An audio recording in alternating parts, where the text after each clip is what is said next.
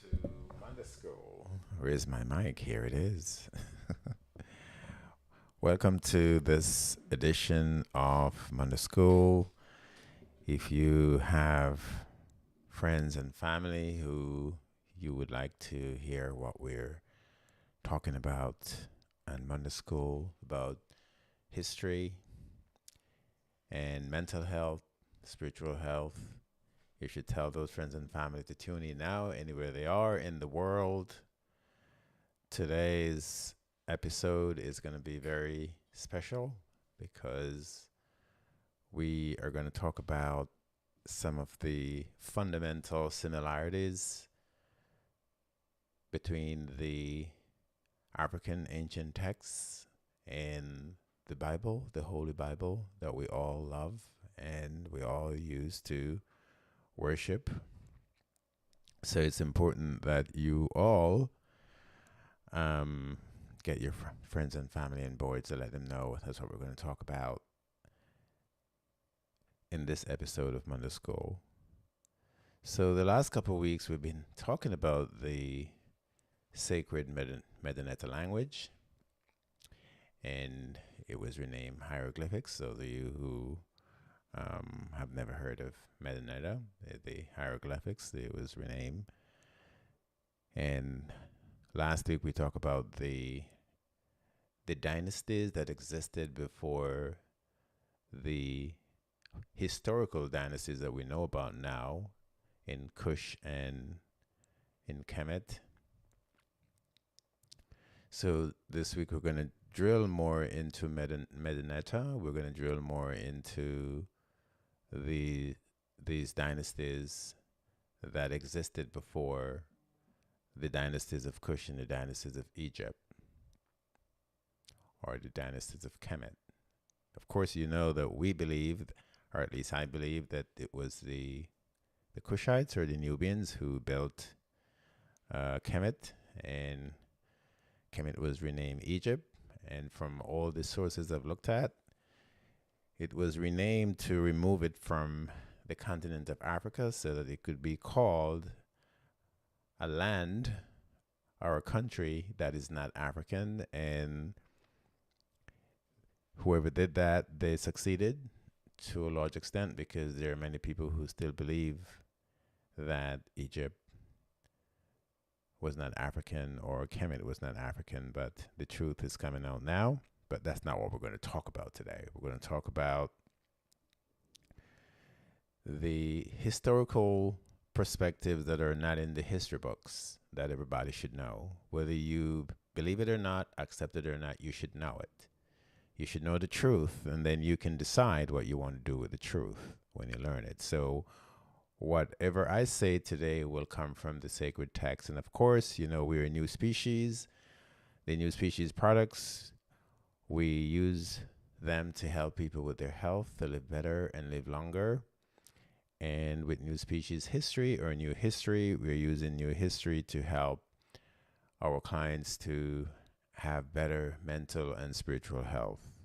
That is the primary goal of new history, if not the only goal, is to foster better mental health for everyone worldwide, not just black folks or African folks, but all people. Because I believe what I say or what we discuss here apply to all people, whether we want to accept it or not. So last week we talked about the dynasties of Jabonut and of Usur and Iset, and Osiris renamed by the Greeks, and Isis renamed by the Greeks. So her real name is Iset or Ist, depending on the different translations that you get of the Medineta language. So today we're going to add two more people to the list. We're going to talk about Set, who is the brother of Osiris, and Isis, and we're going to talk about Nephthys, who is also the sister of Osiris and Isis, or Usur. I'm just going to start saying Usur and Ist. So they're two brothers and two sisters, and their parents again, Jeb and Nut. And then we're going to talk about Horus, who is the son of Usur and Ist. And we're going to talk about the relationship of these five people: Usur, Ist, Set, Nephthys, and Horus. We're going to talk about them today. And we're going to see how they compare, how they all compare to the most fundamental doctrines in the Holy Bible. You're going to see the similarities between them and the most fundamental doctrines in the Bible.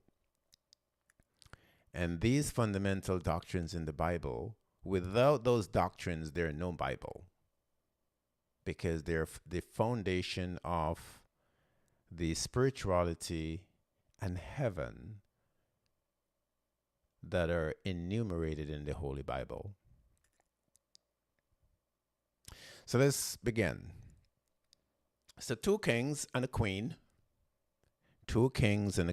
form the Trinity, or the triangle, or the triad. These are words that are used in the meta language. I'm not making them up.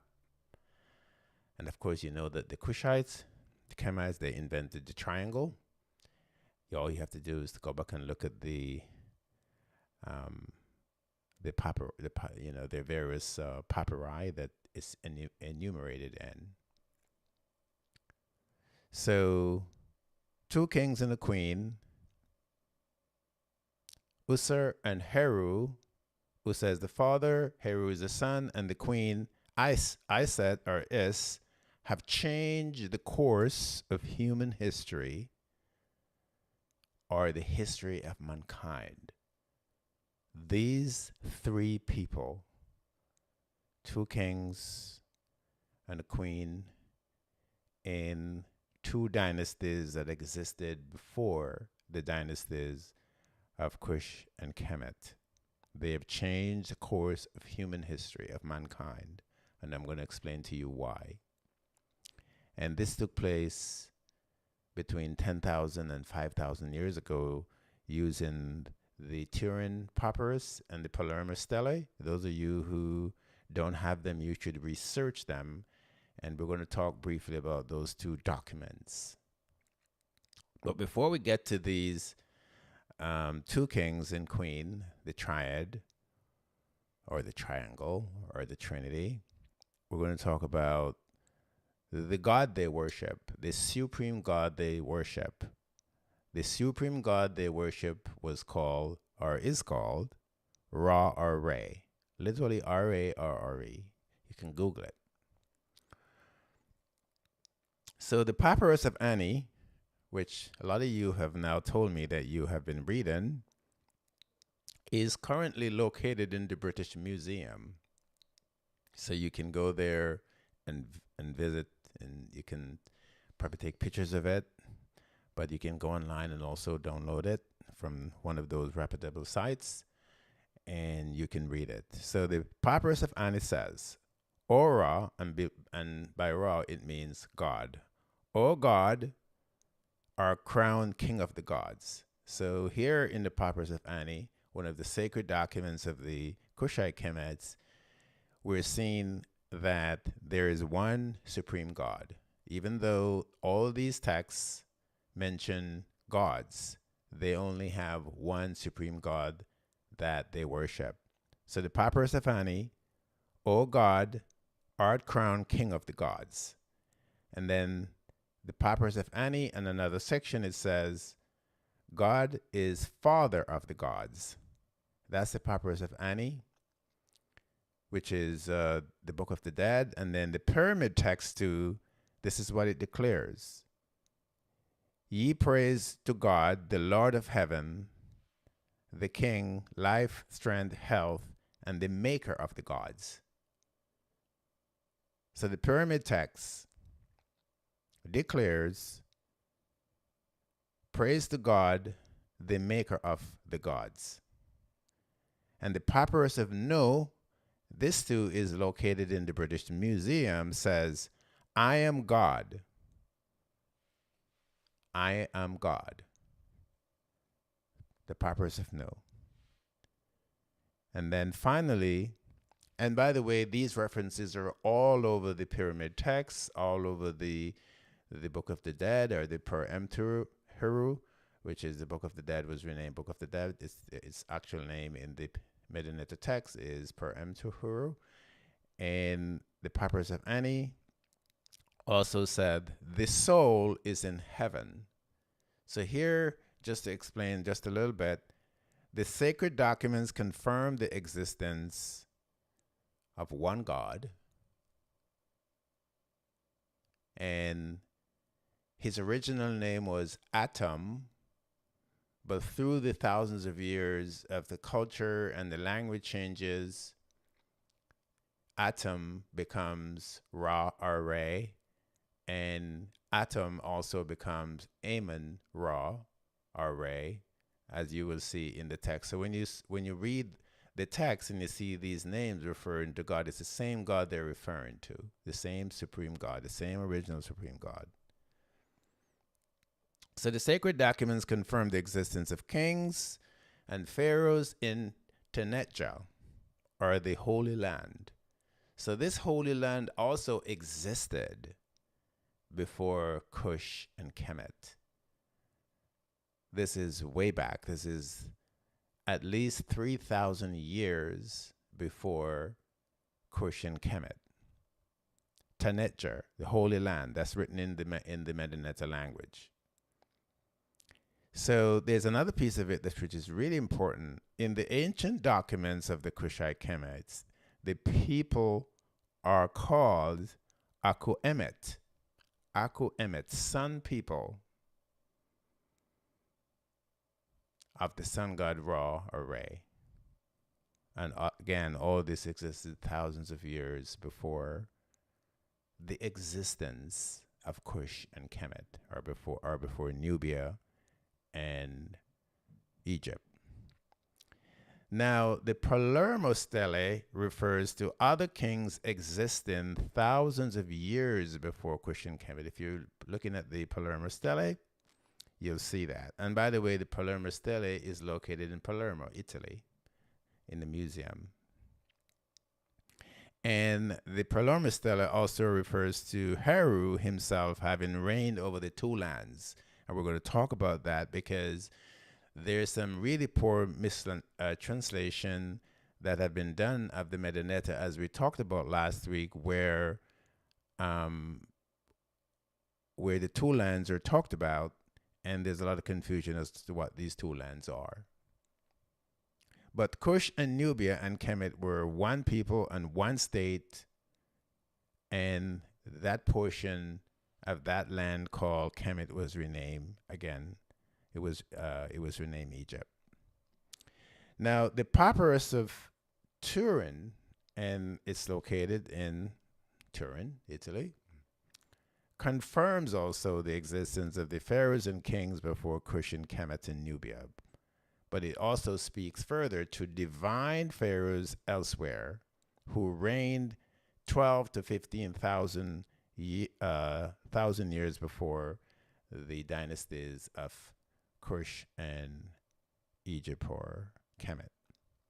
So you see, these are real documents that exist in these museums that you can Google, or you can go online and try to find these documents and read them for yourselves, because I am just giving you the foundation 10,000 feet from the ground. Some scholars lacking cultural understanding of the Medineta language and African culture call these divine kings mythical kings. So when facts weren't available, they filled the blanks with what they think or what they imagine. So they call them mythical kings, but they actually existed. At least Usur, Isis, or Iset, and Heru, and all these other dynasties, they existed. So the Turin Papyrus also speaks of, these mythical kings that existed thousands of years before Narmer means. So you should do the research yourself so you can see these facts. It's very important that you understand these facts. These are facts. These are not myth, they're facts. And they were written down. Yes, they got rejected by the today's religions, but they existed. And now we're going to get more into God and sacred spirituality that you all need to just try to follow and digest. Not going to be easy to follow because I'm going to use names and places, but some of the references you will understand. So, Nubia to sub-Saharan Africa is the birthplace of the old race of the dynastic family of the ruling kings and queens. And this again is shown in the sacred documents. So Jebba Nut gave birth to Usur, Iset, Set, and Nephthys. Usur and Iset gave birth to Heru. And then there's a tiny little twist here. Usur and Nephthys gave birth to Anubis, who became, you all know, who study those texts or read those texts, the Lord of Funerals and Embalmment. But let's talk about Usur first. He is the first supreme king of Africa. And you're going to see references that he was also made king of the world.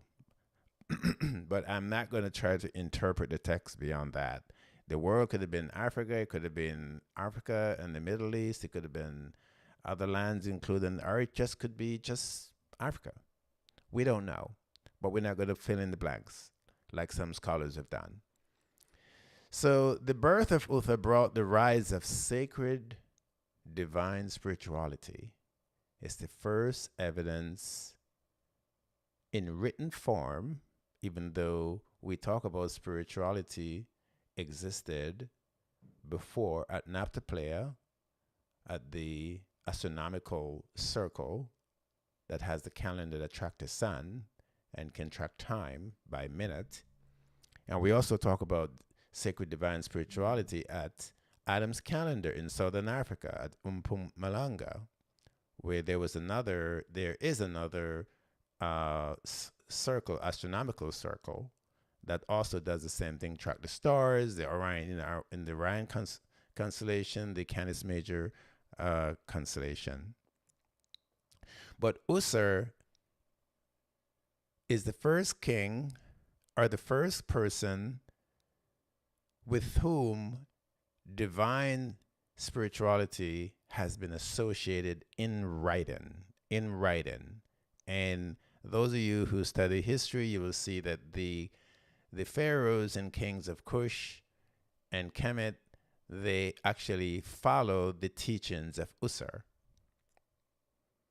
So in the Per Emhuru, the Book of the Dead, chapter 142, confirms the existence of his name. And the names that are mentioned in there are Usur, and he's also called the Un-Nefer. The Un-Nefer, we're going to talk about the Un-Nefer later, or in a few minutes. But the Book of the Dead says, Usur, thou governest the two lands by Maat. Remember we talked about Maat last week. Maat is the queen or the woman that's been associated with the divinity of honesty and dignity and justice and truth. So here we're seeing the Book of the Dead, or the Per Emhuru, says Usur is charged with governing the two lands. So we're going to talk about the two lands, or maybe this is a good time to just bring it up briefly.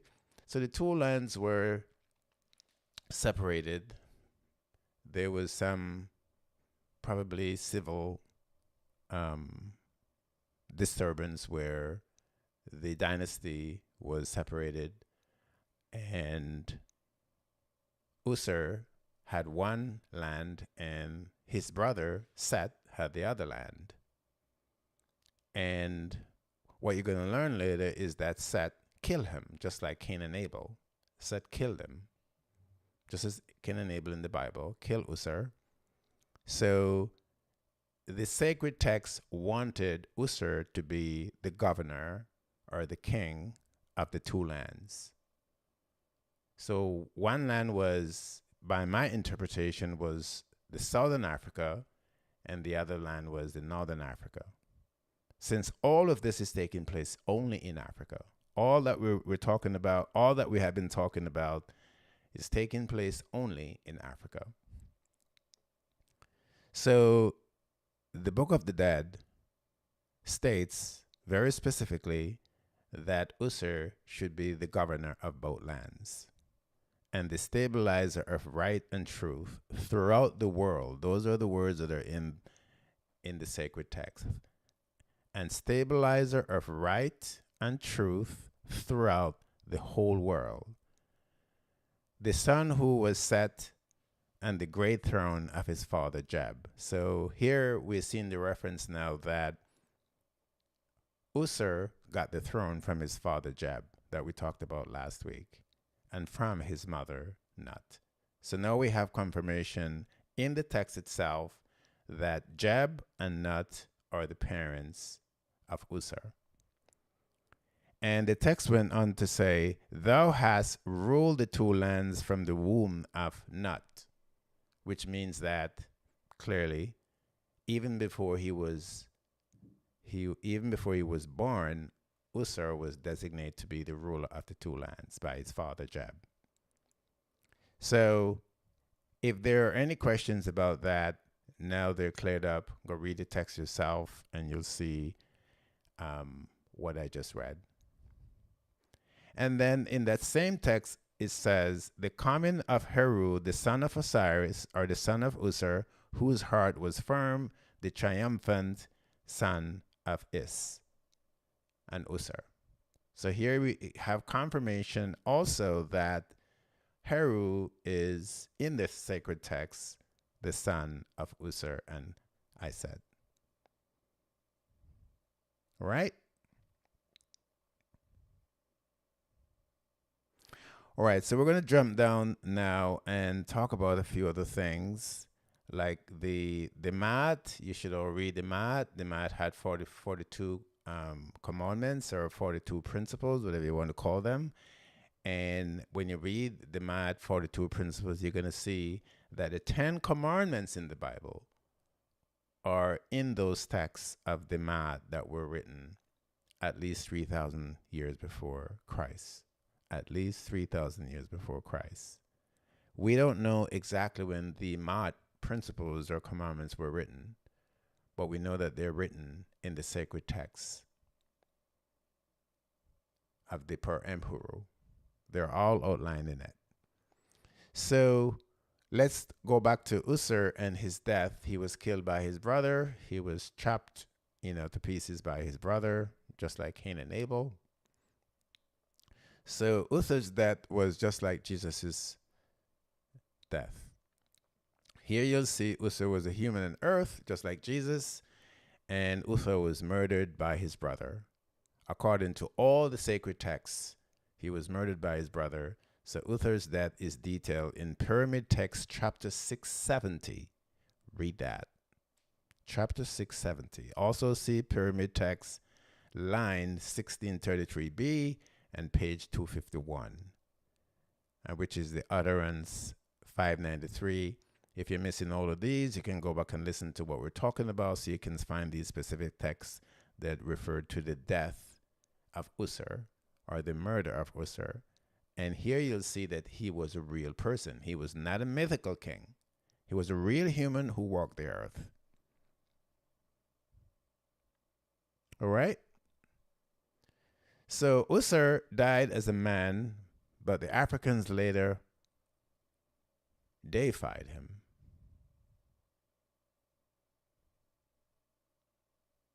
The Africans made him the god of resurrection and judgment, or judgment and resurrection. Yes, the Africans did, because he was so great, he introduced famine, and he was a symbol of sacred divine spirituality, on earth, in Africa, the Africans made him the God of judgment and resurrection. Over 5,000 years later, another man called Jesus Christ in the Bible, who died or who was murdered, was given the same title, God of judgment and resurrection. Say nothing more than that. Don't want to get into trouble. So Usur, after he was declared God of judgment and the resurrection, becomes the Unnefer, which means that he becomes the god of the underworld. He becomes the god of divinity, the god of judgment and resurrection. See pages of the pyramid text 114 to 115 of the Papyrus of Ani. I'm not making it up, people. And you can get more confirmation about Usur.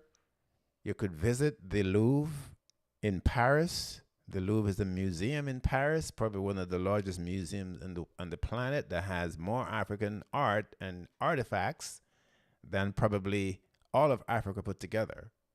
I've been there, the Louvre.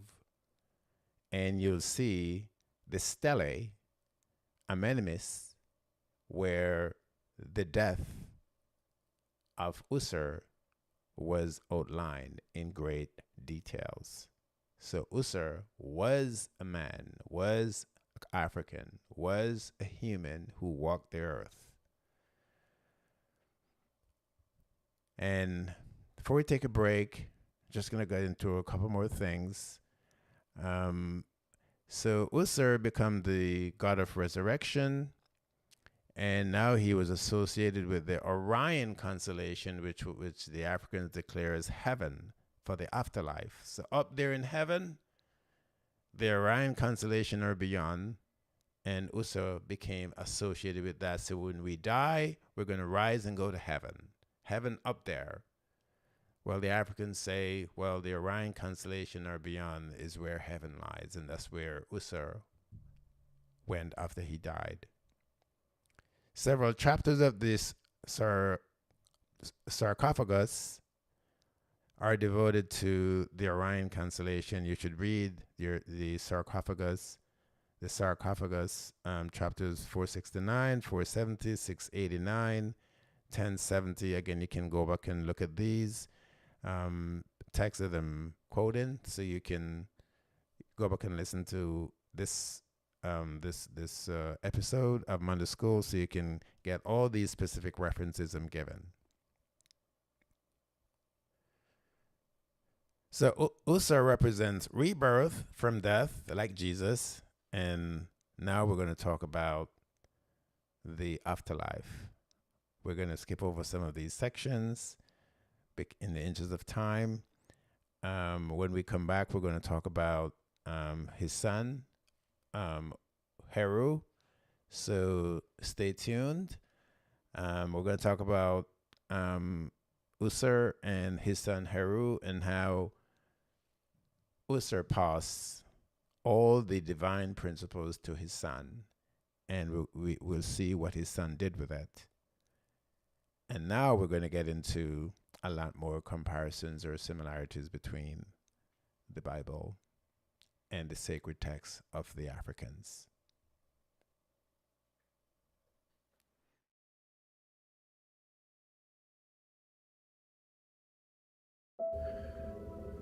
Civilization did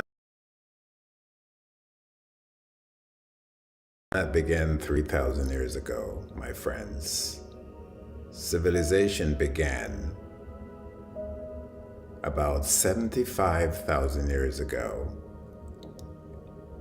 by the early Alkebulians, or the early Africans, or the very early Kushites in southern Africa. Civilization did not begin with the ancient Greeks. Civilization did not begin with the ancient Romans. Civilization began with the early Kushites who migrated from southern Africa via the Khoisans or the Khoikhoi and the Bantu to northern Africa. Now, the Blombos Caves in southern Alkebulan have some of the most extraordinary pieces of arts that were made over 70,000 years ago. But we are not here to talk about the Blombos Caves. We're here to talk about Adam's calendar in southern Alkebulan. The Adam's calendar was built at least 75,000 years ago. Some believe that it was built as early as 130,000 years ago. But let's stick with 75,000 years ago. The early Kushites who built the Adam's calendar, they used granite, dolomite, and hornfels. These are special stones that have certain electromagnetic components. And this is very critical to what the early Kushites were trying to accomplish or had accomplished. Those stones were protruding from the ground, but those stones, because they're electromagnetic in nature, because of their components, because of their chemistry, those stones were connected with the magnetic energy or the magnetic force or the electromagnetic force from the core of the earth, as well as the other minerals that carry that force from the core of the earth to the surface of the earth, where these dolomites and granite, they also created a force field that was also connecting with the Orion constellation and likely other galaxies. We don't know the full extent of what the early Kushites were doing over 75,000 years ago, but we know this. Those megaliths, they are perfectly aligned with the brightest stars in the Orion constellation. And those megaliths, they have electromagnetic forces connecting into the earth and connecting above the earth with other electromagnetic forces, which could be the photon physics, or it could be other electromagnetic forces related to gravity. Now, we're going to talk about that because it is very important to understand what these early human ancestors accomplished and how this knowledge migrated to the Kushites in northern Africa, as well as to the Egyptians who were Kushites. Let's talk about Adam's calendar and just think for a moment about the degree of knowledge that would be required to accomplish what I just said 75,000 years ago. Imagine the knowledge, exceptional inventions in spherical trigonometry, in geometry, and other mathematical forms that would be required 75,000 years ago, at least, to align these electromagnetic megaliths with the Orion constellation perfectly. Perfect alignment. Imagine. Now, this Adam's calendar can today be used as a real calendar to predict rainstorms, to tell the season of the year, to tell the time of the year by month, week, day, and even the precise time any given day.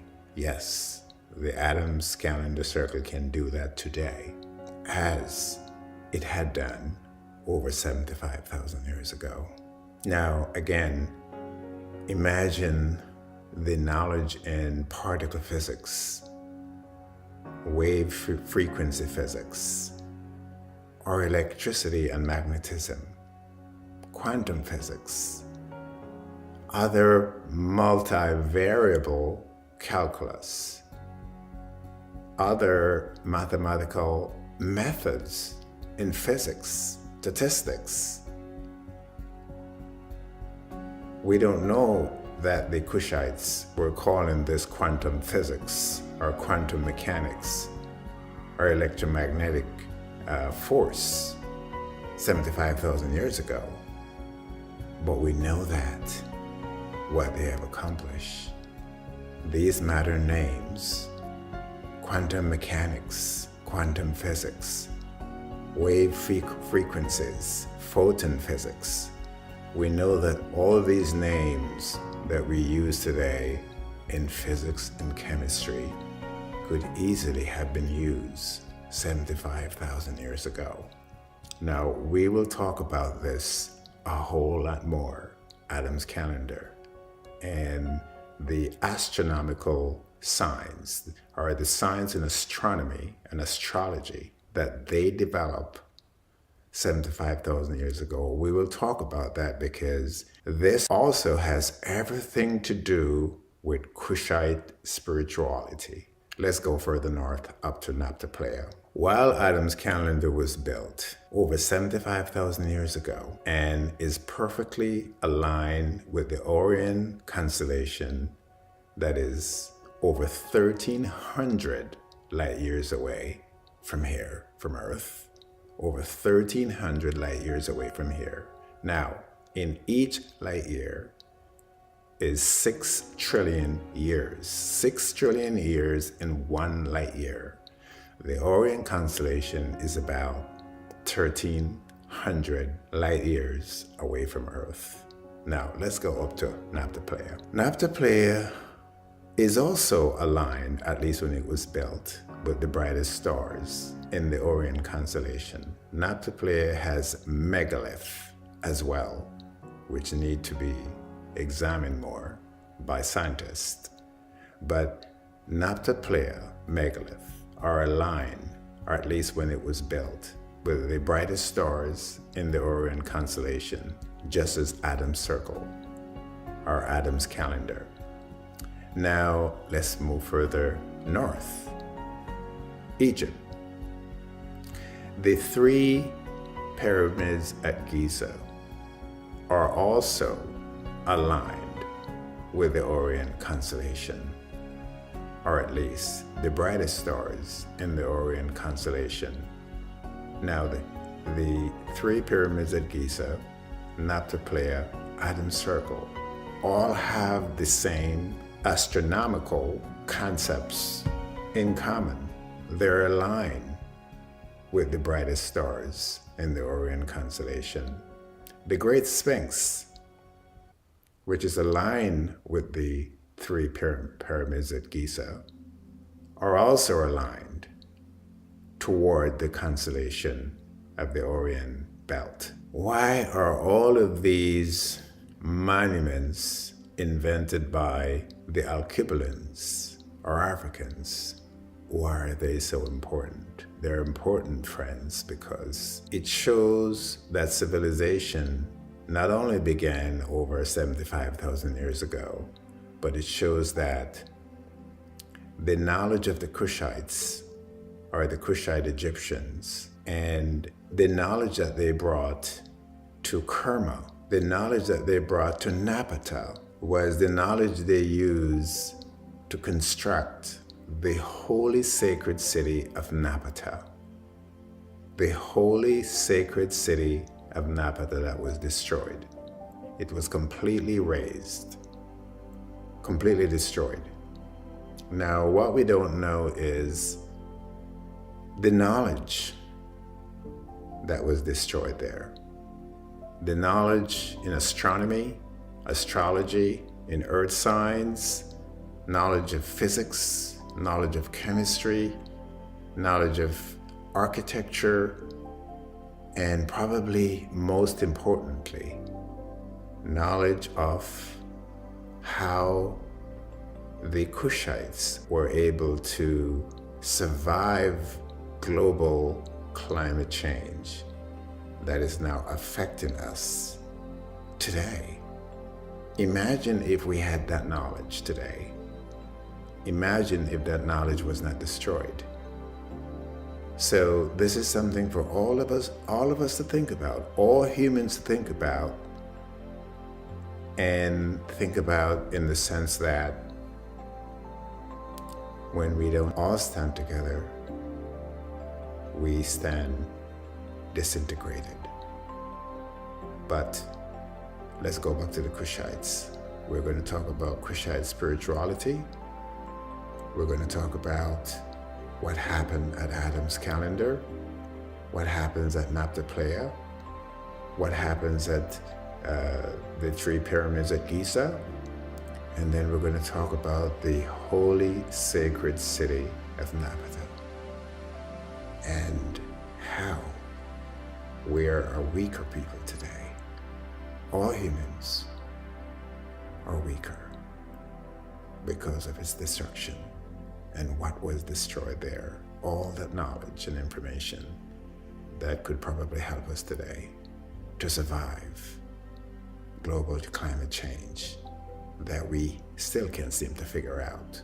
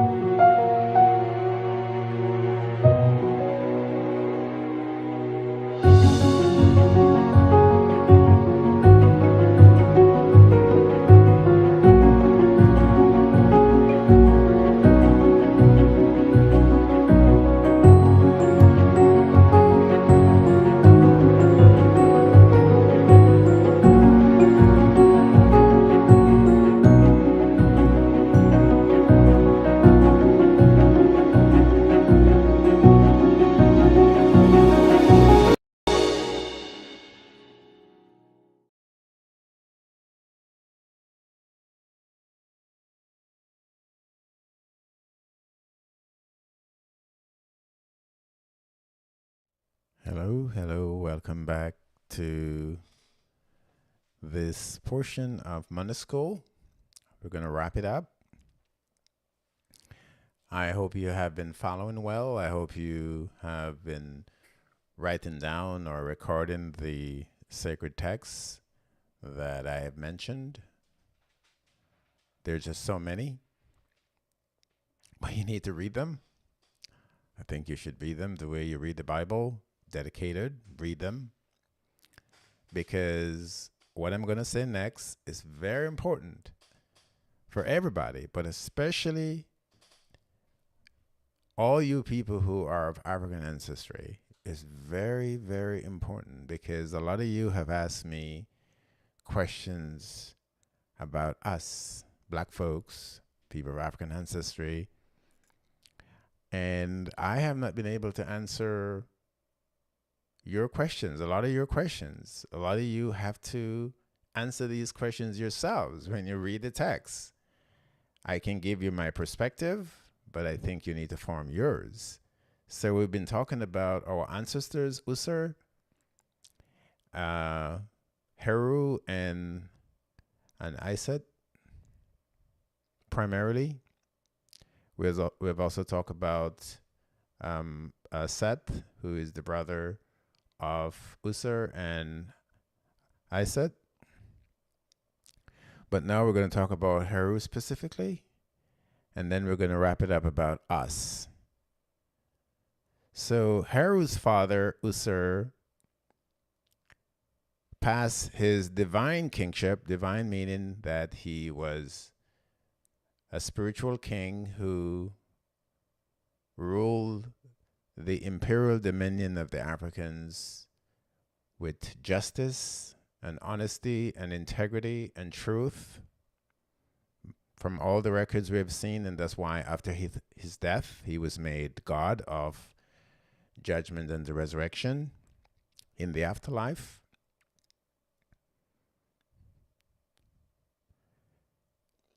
Of the creator God. And then Usur's son Heru gave the world forgiveness and redemption for us to be able to enter heaven and the afterlife of the creator God. Heru also became known as God the Son, or the Son of God. Again, this is written into all those sacred African texts that I've mentioned. So Aston is not making it up. I'm telling you what's in there.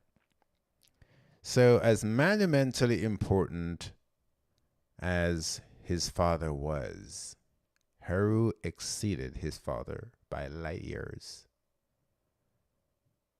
Heru's first avenged his father's death by taking his father's throne, but he did not kill Seth, his uncle. That is really, really important. That is so important. Imagine that your father was found cut to pieces, head removed, other body parts removed, some of it tossed into the river and into the bushes by a brother or by a man who wanted to take his throne. Imagine the anger and the pain you would feel inside seeing that happen to your father. Well, Heru forgave his uncle for murdering, mangling his father, cutting off all the body parts. He forgave his uncle. And this became known as one of the greatest acts of forgiveness by Heru.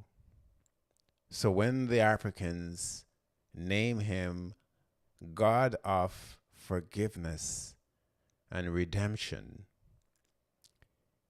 that became one of the greatest lessons to humankind, because that knowledge was circulated all around the world.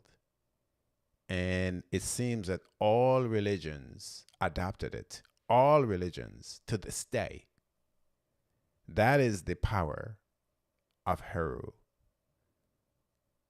And of course, this principle is codified in the New Testament of the Holy Bible in the name of Jesus, the God of forgiveness and redemption.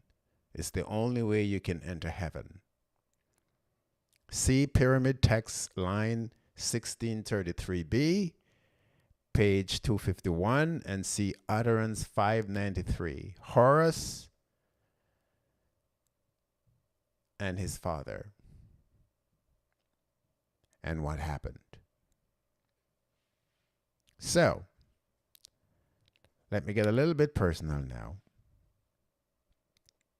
And of course, if you want to get more references to Horus's birth, see Pyramid Text, chapters 366 and 593.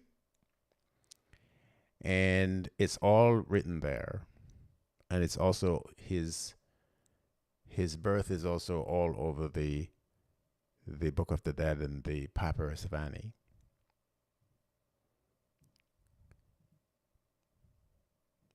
So let's get personal now, because a lot of you have asked me this, and I don't know the answer. A lot of you have asked me, even recently,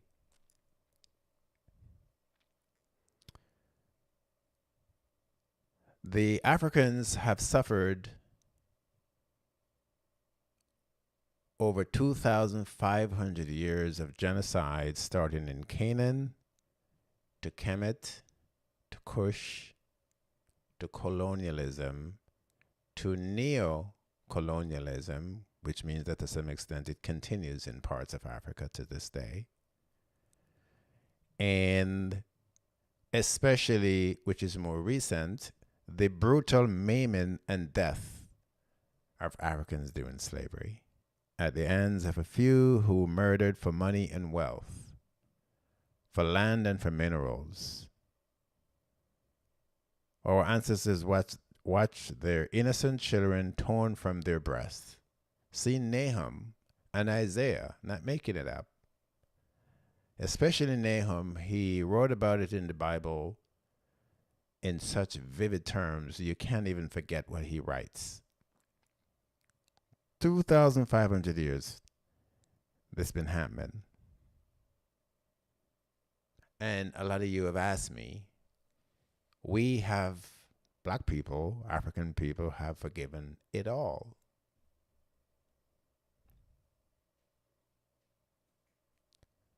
Have forgiven all the genocides and all the mass murder.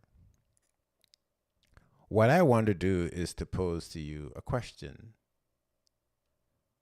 Why have we forgiven it all? My opinion is this. As I mentioned before, I talked just now about how Heru has exceeded his father by light years in spirituality and divinity. For him to have forgiven and have caused the pharaohs and kings and people of Africa in latter day that we see in the sacred texts to also forgive what happened to them. That's how I think they were able to forgive so much, because of Heru, who the Greeks renamed Horus. You all should read up about him. All the temples that were built in his honor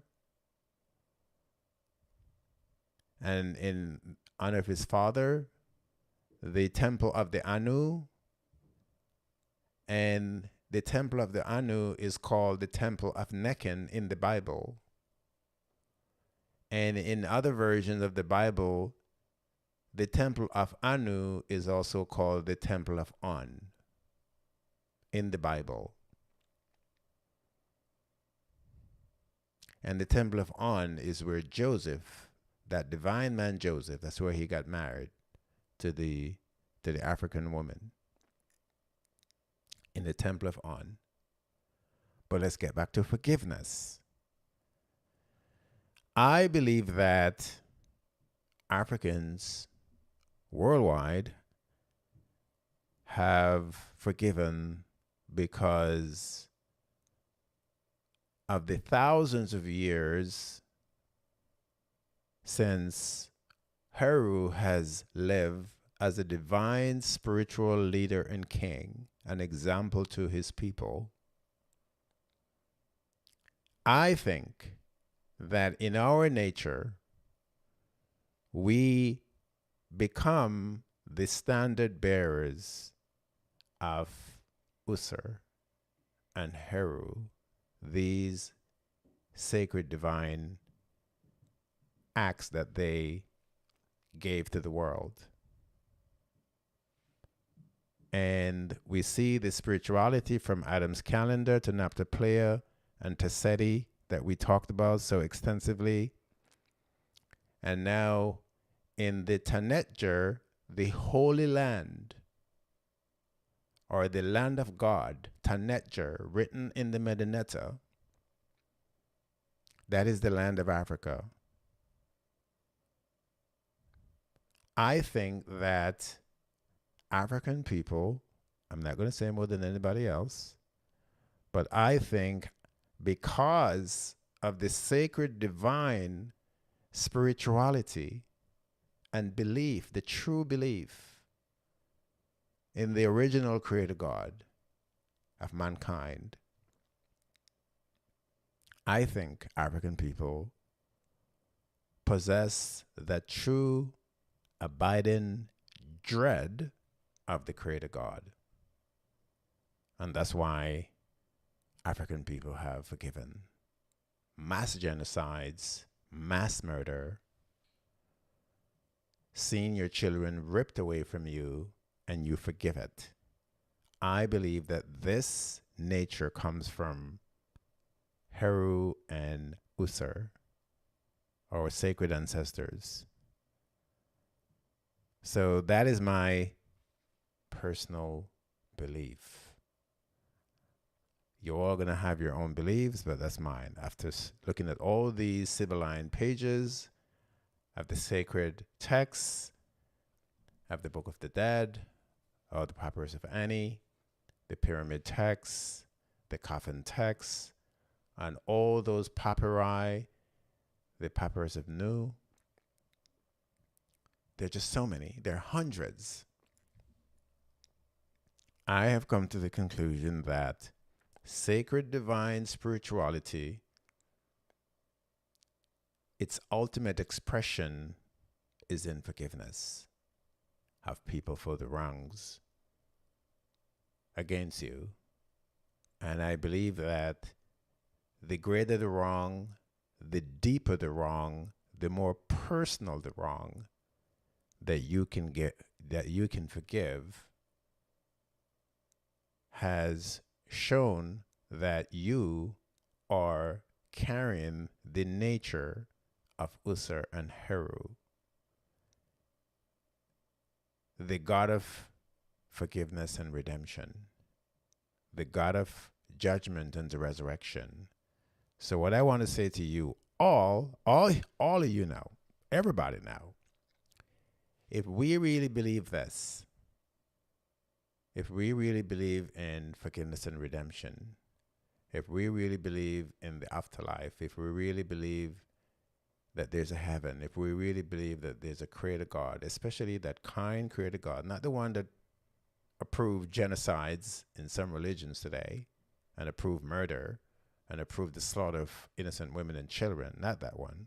The one that is truly sacred and divine. If we really believe that, we need to resurrect sacred divine spirituality. And the only documents I see that can guide us to do that and make us believe in it again are those same sacred texts. And I know that a lot of you read them and misunderstand them, especially the condemnation that's been made that the people who read those texts or worship through those texts are idolaters, or they worship many gods, or they're, all the names that have been leveled at them. And this is what happened in the end. This is what happened in the end. Because of all those names that were leveled at them, this is what happened in the end. The divinity of Usur and Heru was destroyed by Christianity. Truly. Not a condemnation, just a fact. I'm going to tell you how. It was labeled pagan by Christianity's edict of the Thessalonica in the 6th century AD, when the final temple was ordered to be destroyed, the temple of Philae in Nubia. It was the last of the Nubian and Egyptian temples, built by the great emperor called Taharka His name is in the Bible as well. And it was finally closed in 530 AD, a closure ordered by the Roman Empire Justinian. So this sacred divine spirituality, it was outlawed, and anyone who was caught reading those texts, worshiping this original supreme creator God, it would have been a crime. So I think that's what we need to resurrect. That sacred divine spirituality of forgiveness and redemption of our ancestors, Usur and Heru. I hope this was helpful. And if you have any questions, you should send them in to me. I hope you find this very edifying. I hope you go back and start reading these texts. And I look forward to the next Monday School. We will continue this. We are still talking about the era or the times before the existence of Cush and Kemet or Egypt, ancient Egypt. We're still talking about thousands of years before that, before those countries before those countries came into existence. We're giving you the foundation of Medanetta, the original sacred divine language, and the people who created it, and what they were doing, and what took us to where we are today with divine spirituality in the world, which in my mind is non-existent. So we'll see you again in Monday School.